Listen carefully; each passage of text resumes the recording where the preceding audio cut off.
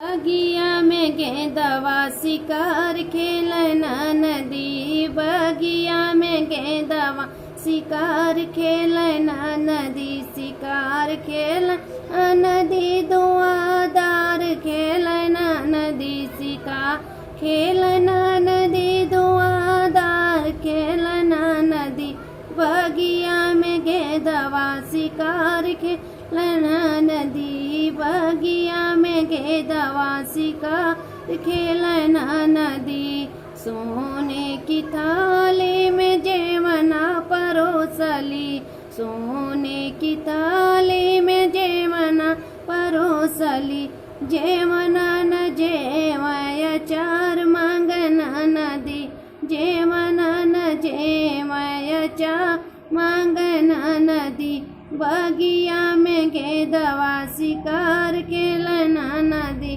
बगिया में गेंदवा शिकार खेलना नदी, सोने की लोटा जल भर लाए, सोने की लोटा में जल भर आए, जलवा नहीं गोटया गिलास मांगना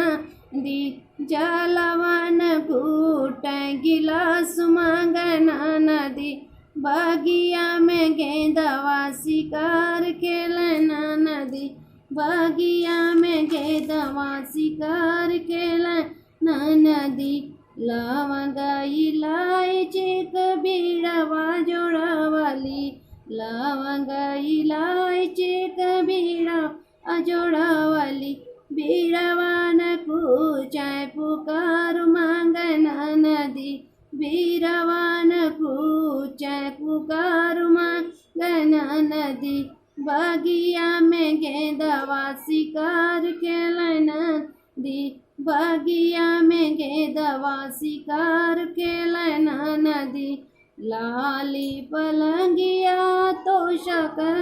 तकिया लगावे, लाली पलंगी पे तोशक तकिया लगावे, से जिया न सोए 10 बता मांगना नदी, से जिया न सोए 10 यार मांगना नदी, बगिया में गेंदवा शिकार खेलना नदी, बगिया में गेंदवा शिकार खेलना नदी, शिकार खेलना नदी, धुआंधार खेलना नदी, शिकार खेलना नदी, धुआंधार खेलना नदी, बगिया में गेंदवा शिकार खेलना नदी, बगिया में गेंदवा शिकार खेलना नदी। हेलो दोस्तों, प्रियंका बरा ब्लॉग में आप लोग का स्वागत है। आप लोग जहाँ भी होंगे अच्छे होंगे। वीडियो को आप लोग भी सपोर्ट करिए, सपोर्ट दीजिए।